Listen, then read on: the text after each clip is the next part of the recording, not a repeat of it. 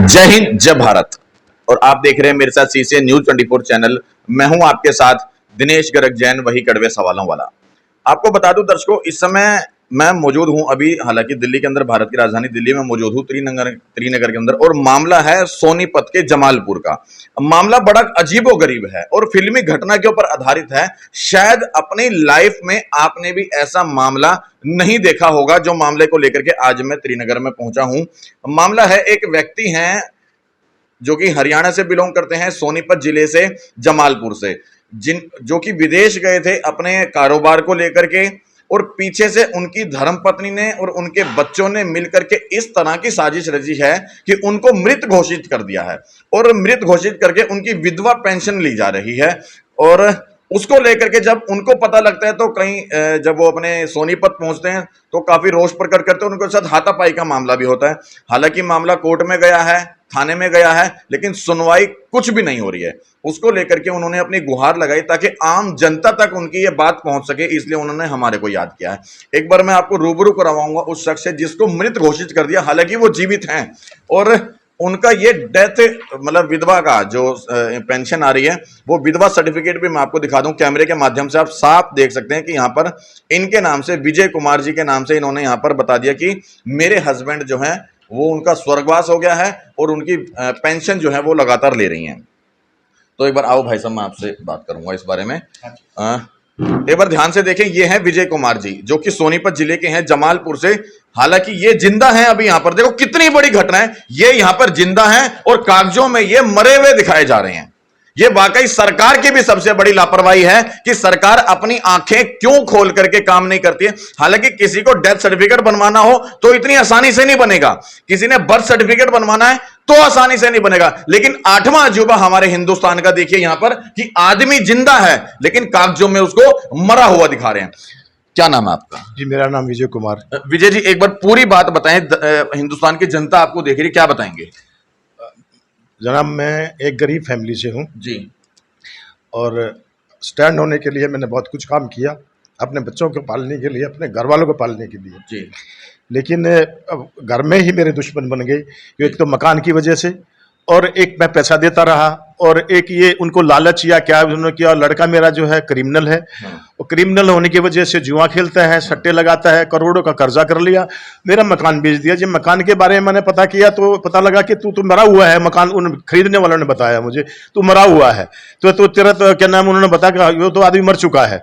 तो इसलिए जो फिर मैंने इंक्वायरी करी तो मैंने पता लगा, तो फिर उन्होंने मुझे मारने की साजिश रची, मुझे मारने की कोशिश की। मेरे बड़े लड़के ने गुड़गांव बुला के, वो वकील को, उसमें मुंशी है, उसका कोर्ट में मुंशी है, डिस्ट्रिक्ट कोर्ट उसमें गुड़गांव में, पहले सोनीपत में था। वो गलत काम, इस तरीके गलत फॉल्स डॉक्यूमेंट्स बनाता है, आधार कार्ड के और निर्वाचन कार्ड के, इनके सबके नकली कागज बनवाता है।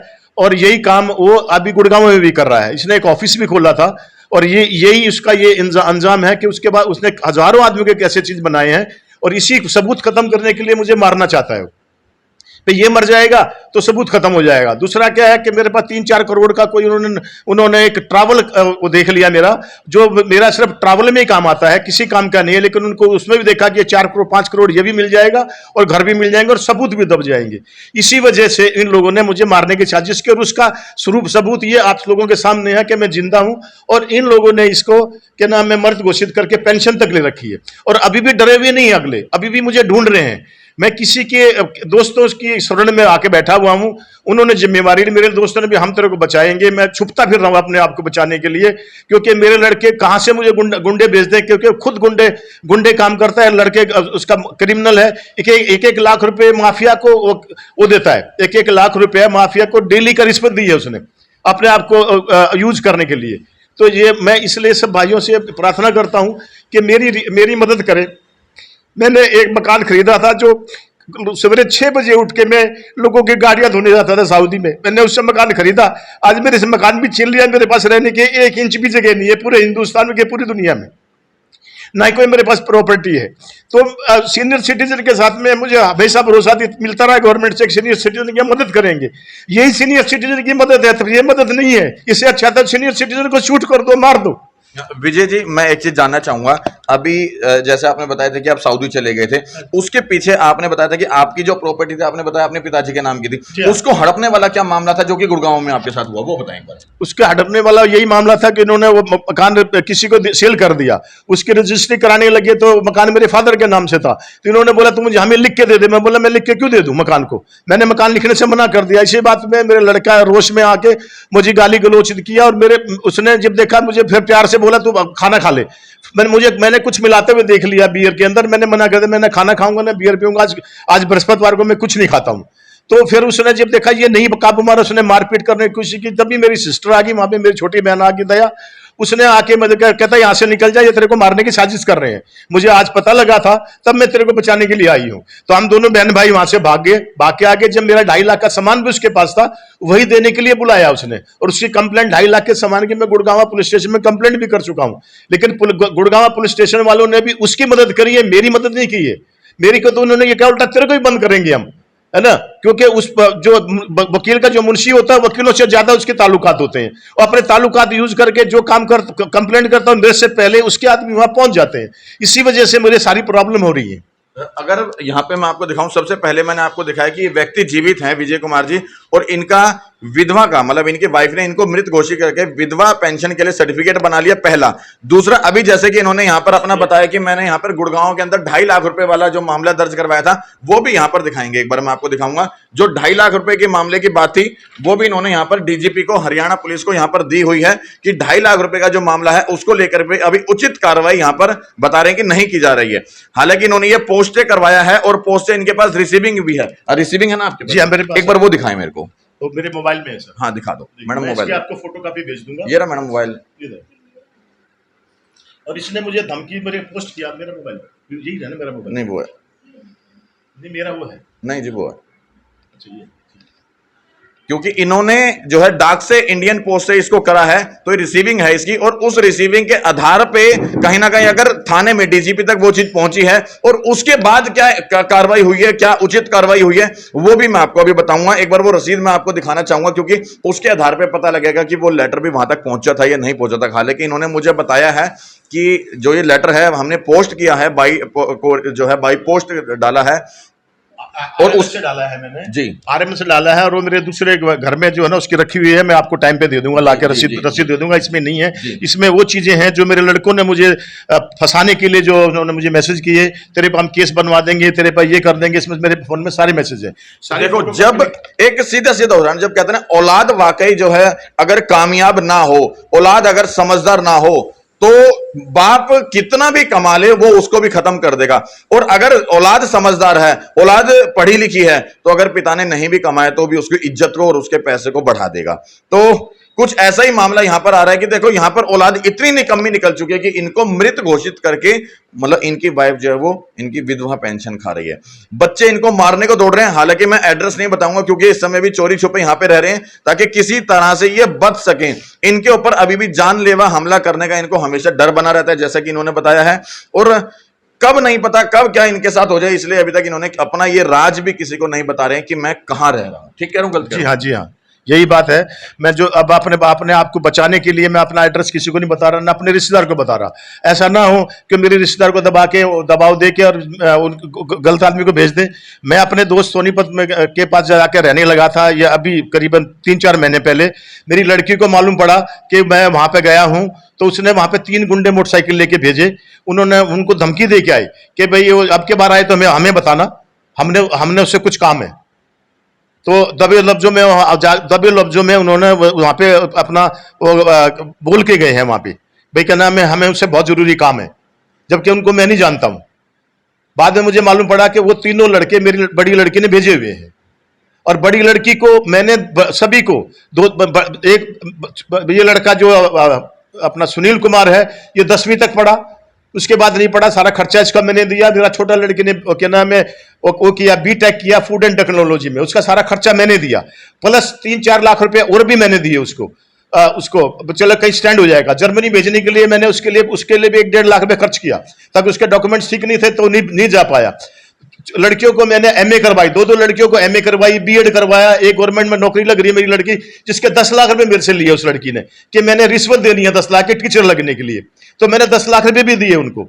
तो जब जिस टाइम नौकरी लगी, मैं उस टाइम में दुबई में था, ये बोले हमें 1 नंबर में पैसा नहीं चाहिए, 2 नंबर में पैसे चाहिए। 50,000 रुपए मैंने इसको 1 नंबर में भेजे, 10 लाख रुपए मैंने किसी और से इंतजाम करवाया और इनके घर में 10 लाख रुपए पहुंचवाया।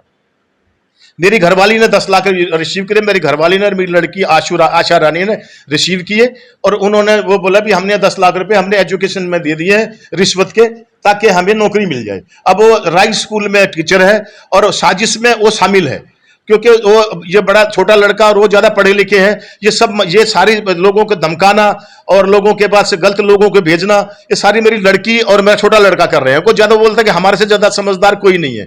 और वैसे मेरे पास काफी सबूत है मेरे लड़के के भेजे हुए, जो क्या नाम है, मेरे पास भी पोस्ट आई है, किसी रिश्तेदार के पास पोस्ट आई है, उन्होंने मुझे पोस्ट भेजी है, एसएमएस भेजे हैं कि ये तो हमारा लड़का लिख के भेज रहा है। जबकि अगर मैंने लिख के भेजा है किसी को, तो फिर वो टेलीफोन नंबर किसका था जिससे वो बोल रहा है कि ये उसने भेजा है।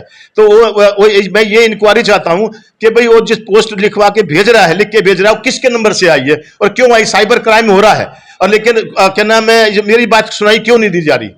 मेरा लड़का मुस्लिम बन गया है, उसका गलत लोगों से ताल्लुक है। वो क्या करता है, मस्जिदों से पैसा इकट्ठा करता है और जो स्लीपर सेल को देता है। इसने मेरे से मदद मांगने की कोशिश की, भाई मुझे मेरी मदद कर, मेरे पास कुछ ऐसे क्लाइंट हैं जिनमें आपको भी पैसा आएगा, मेरे पास भी पैसा आएगा, उनके लिए मकान ढूंढ दे के रहे। मैं बोला मैं गलत काम, अपने देश के लिए गलत काम नहीं करूंगा, मेरी जिंदगी कुछ नहीं है, मैं अपने देश के लिए जीऊंगा, अपने देश के लिए मरूंगा।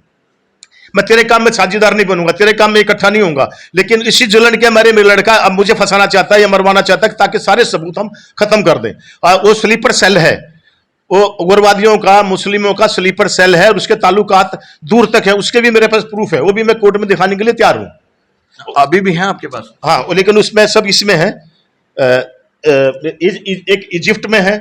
देखो कितनी बड़ी बात ये भाई साहब मुझे बताना, आप निकालो कितनी बड़ी बात ये बता रहे हैं कि वो कहीं ना कहीं उग्रवादियों से भी मिला हो सकता है। और भारत के अंदर रह करके वाकई अगर इस तरह की कोई लीप पोल ये पिता बता रहे हैं कि अपने बच्चे के लिए कि हो सकता है, तो वाकई जांच एजेंसियों से भी मैं अनुरोध करूंगा, भारत सरकार से अनुरोध करूंगा कि एक बार निष्पक्ष होकर के अगर ये बात ठीक है तो इसकी निष्पक्ष होकर के जांच करवाई जाए। कल को कहीं ना कहीं ऐसा ना हो भारत के अंदर ही भारत का कोई उग्रवादी बैठा हो, और ताकि भारत के किस प्रकार की कोई साजिश ना रच दे, उसको लेकर के भी मैं चाहूंगा कि भारत सरकार से एक बार निष्पक्ष तरीके से जांच जरूर कराए। कहीं ना कहीं ये उग्रवाद तक को भी यहां पर दस्तक देने को बता रहे हैं। ठीक करो ना जी? जी एकदम सही बात है। और क्या नाम है, इसने काफी कोशिश की है मुझे अपने साथ शामिल कर। ये देखो यहाँ पे, ये उसने एक वहां का आदमी है हमदी, ये वहां का आदमी है इजिप्ट का जी, ये इजिप्ट का हमदी आदमी है। इसका इन्होंने फोन नंबर लिख के भेजा और उसने मुझे धमकी दी, तेरा अहमदाबाद का घर ढूंढ लिया है, तेरा दिल्ली का घर ढूंढ लिया है, तेरे सारे ठिकाने हमने ढूंढ लिए हैं, या ये सब उसने लिख के भेजा। ये सारी पोस्ट में कोर्ट में, और कोई भी एजेंसी देना चाहे तो मैं सबको दे सकता हूं जो जिन उग्रवादियों से मिला हुआ है। ये मेरे से हेल्प चाहते थे नेपाल में या कहीं भी उनका अड्डा बनवा के दूं। जो मैं 2-4 साल की जिंदगी है, 2-4 साल में पूरी जिंदगी में देश की सेवा नहीं कर सका, लेकिन ये तो मैं देश की सेवा कर सकता हूं ना, कि मैं मेरे देश में उग्रवाद ना फैले। हम जब हिंदुस्तान से बाहर जाते हैं तो वहां पे मेरे बाप के नाम से मुझे कोई नहीं जानता, सब बोलते हैं हिंदुस्तानी, और उसी हिंदुस्तानी के मेरा अपना लड़का साजिश रच रहा है, लोगों के मस्जिदों से पैसा इकट्ठा करता है, स्लीपर सेलों को देता है। और उसके पास ऐसे सॉफ्टवेयर है जो जिनको वो यूज करता है अपने मोबाइल से, अपने लैपटॉप से। किस चीज के लिए सॉफ्टवेयर इस्तेमाल करते हैं? उग्रवादियों की मदद करने के लिए। आपको ये जानकारी कैसे मिली कि वो उग्रवादियों को मदद करता है सॉफ्टवेयर से, या वो उग्रवादियों से संबंधित है? उसने मुझे ऑफर दी थी, मेरा कुछ कनेक्शन नेपाल में है, मैं नेपाल में मैंने काम किया है, मेरे पास नेपाल, मैंने गवर्नमेंट का मैंने मदद करी है। नेपाल की एम्बेसी को मैं इंफॉर्मेशन देता था, कोई पाकिस्तानी, कोई बांग्लादेश वाला, कोई भी आदमी अगर गलत आता है तो मैं इंफॉर्मेशन देता था, एक इंफॉर्मर था। तो इन्होंने देखा भी इसकी वहां पर जान पहचान है, तो इसने बोला नेपाल में हमारे आदमी को जगह दिलवा दे, ताकि मेरे आदमी यहाँ रहे, मुझे खर्चा मिलता रहेगा, आपको भी हम खर्चा देंगे, आपको कुछ करने की जरूरत नहीं है। मैं उस बारे में एग्री नहीं हुआ इसको, तो ये सारी बात ये मेरे से बता चुका था। ये सोचा था मेरा पापा लोभ में आ जाएगा, लेकिन मैं नहीं आया। मुझे ये ऐसा पैसा नहीं चाहिए। मुझे किस लिए चाहिए? मैं 2 रोटी अपनी मेहनत से आज तक कमाई है। 11 साल की एज से मैं अपना काम कर रहा हूं। मैंने आज तक ना गवर्नमेंट से कोई मदद ली, ना मुझे कोई पेंशन चाहिए। और जब तक कमाऊंगा, जब तक मैं अपना कमा के खाऊंगा। मेरी पेंशन जो जरूरतमंद है उनको दी जाए, जो पेंशन मुझे मिलनी हो किसी जरूरतमंद को दो, ताकि किसी गरीब का भला हो। ऐसा ना हो कि ये गलत डॉक्यूमेंट्स बना के जिसको जिसको सहारे की जरूरत नहीं उसको पेंशन देते हैं, जिनको पेंशन की जरूरत हो बेचारे धक्के खाते फिर रहे हैं। तो मैं सरकार से रिक्वेस्ट करूंगा कि ऐसी पेंशनों की जानकारी लें और इसके सीबीआई को या क्राइम ब्रांच को ये मेरे जो डॉक्यूमेंट्स के हिसाब से उनकी इंक्वायरी कराएं। ये एक केस नहीं है, ये हजारों केस मिलेंगे आपको, और मेरे लड़के के किए हुए मिलेंगे, सुनील कांत के। और छोटे लड़के के बारे में बता चुका हूं, वो मुस्लिम बनने के बाद में उससे कुरान की कसम उठवाई है और वो उसको उग्रवादियों का साथ दे रहा है। क्या नाम है उनका? उनका नाम है अनिल कुमार नाम है और उसका मुस्लिम नाम है हमाज। ठीक है। अभी जैसे आपने थाने में लगाया इसको मामले को, तो उस वहां से आपको क्या रिस्पांस मिला है? मैंने थाने में अपना डीजीपी को लिख के भेजा इस बारे में कि मेरा लड़का ऐसे ऐसे मेरी दरखास्त में लिखा हुआ है कि गलत लोगों से मिला हुआ है, उग्रवादियों से मिला हुआ है। लेकिन उन्होंने इंक्वायरी भेजी सोनीपत के अंदर, सोनीपत में मुझे बुलाया गया। वहां पे बजाय उनको कुछ कहने के लड़के को बुलाया तक नहीं, उसकी माँ वहां पहले ही पहुंच गई 2-4 आदमियों को लेके, और वहां जो इंक्वायरी पे लेडीज थी उसने उल्टा मुझे धमका दिया कि आप यहाँ पे केस नहीं कर सकते क्योंकि आपकी आईडी यहाँ की नहीं है, यहां पे केस नहीं कर सकते। और मेरे से लिखवा लिया आपकी आईडी यहां पे नहीं है, आप यहां पे केस नहीं कर सकते। तो हमेशा उनकी किसी न किसी तरह की उनकी मदद होती रही है। अभी भी मैंने विधवा पेंशन के लिए कंप्लेंट की तो वो वहां के जो क्या नाम है मजिस्ट्रेट कोई है उसके वहां चले गए, और उसमें क्या नाम है ये जो है पेंशन विभाग में गई। पेंशन विभाग में जाके भी उन्होंने उनको समझा दिया। जब मैं पूछने गया कि मेरी इंक्वायरी का क्या रहा, तब इन्होंने उसको क्या नाम है मेरे को धमका दिया उल्टा कि हम एक महीने के बाद बताएंगे, 2 महीने के बाद बताएंगे। इतनी सीरियस बात को 2 महीने अगर गवर्नमेंट लगाएगी तो क्राइम कहीं पे भी होगा, और क्राइम हमारी गलतियों से हो रहा है। इस देश के ऐसे कर्मचारी हैं जो गलतियां करवा रहे हैं, थोड़े से पैसे के लिए देश को बेच रहे हैं। हमारे जवान मैंने बहुत बार खतरा मोल लिया अपने देश के लिए। अब मैंने बहुत बार ऐसी इंक्वायरियां दी है मैंने अपने देश के लिए, ताकि मैं अपने देश की कुछ सेवा करूं। मैं पढ़ा लिखा नहीं हूं, हम कुछ भी अगर हम 2 वक्त की रोटी भी अपनी मेहनत से कमा के खा लें तो मैं कहता हूं तभी मैं अपने देश की सेवा कर रहा हूं। अब मैं इसलिए आप लोगों के रूबरू होना चाहता हूं, इसलिए मैं आपसे चाहता हूं कि मुझे भी इंसाफ मिले और मेरे जैसा और कोई आदमी परेशान ना हो, और किसी आदमी के साथ में ऐसा ना हो जो मेरे साथ में हुआ है। बाकी उम्मीद करूंगा जितने भी दर्शक इस बात को देख रहे हैं, जो इन्होंने इनकी बात को सुना है, एक बार खबर को शेयर जरूर कर दें, क्योंकि कहीं ना कहीं आपके द्वारा किया गया एक शेयर इन व्यक्ति को इंसाफ दिलवा सकता है। और कहीं ना कहीं यदि इनकी बात में ठीक है, इनका बेटा अगर वाकई उग्रवादियों के साथ मिला है तो उग्रवादी को भी पकड़ा जल्दी जा सकता है। आपका एक शेयर काम आ सकता है कहीं ना कहीं इस परिवार को इंसाफ दिलवाने में, इस व्यक्ति को इंसाफ दिलवाने में। क्योंकि आज वाकई इंसाफ की गुहार लगाता हुआ आदमी इंसाफ मांगते मांगते मर जाता है, लेकिन कोर्टों में चक्कर काटते काटते मर जाता है, लेकिन उसको इंसाफ नहीं मिल पाता। उम्मीद करूंगा आपका एक शेयर इनको इंसाफ दिलवाने में मदद करेगा। बाकी वीडियो अच्छा लगा हो तो शेयर ज्यादा से ज्यादा करना, और इनके लिए क्या मदद हो सकती है, किस तरह से मदद हो सकती है, एक बार कमेंट बॉक्स में राय जरूर देना। जय हिंद, जय भारत। मैं आखिरी बार मैं हाथ जोड़ के सब भाइयों से प्रार्थना कर रहा हूं कि कोई भी बाप ऐसे बच्चों के लिए अपने आप को ना बेचे जो आपके किसी काम का नहीं है, जो आपको ही बेच दे। मैंने सुना था कि पूत सपूत तो धन क्यों, पूत कपूत तो धन क्यों। आज वो मेरे साथ में हो रहा है। मैं अपने पिताजी से मैंने कक्षा तक नहीं सिलवाया है 12 साल की एज से आज तक, और मैंने उनको दिया है, लिया नहीं है। और ये ऐसा कि जो मेरा बना मेरे बाप की, मेरे दादा की, मेरे खानदान की इज्जत थी, इन्होंने पूरी खराब कर दी है। मेरे दोनों लड़कों ने पूरी की पूरी इमेज खत्म कर दी इन्होंने, और गलत काम करके अपने बच्चों को ना पालें, गलत काम अपने बच्चों के लिए ना करें, अपने आप को अपने बच्चों के लिए ना बेचे। नहीं तो सीनियर सिटीजन की कोई नहीं सुनता है। हमारा देश के कानून बोलता है सीनियर सिटीजन की मदद करेंगे। जब हम सीनियर सिटीजन के लिए जाते हैं तो वहां पे घरेलू मामला करके हमें टाल दिया जाता है, और उन्हीं की सुनते हैं, क्योंकि सीनियर सिटीजन के जेब में पैसा नहीं होता, उनकी जेब में पैसा होता है।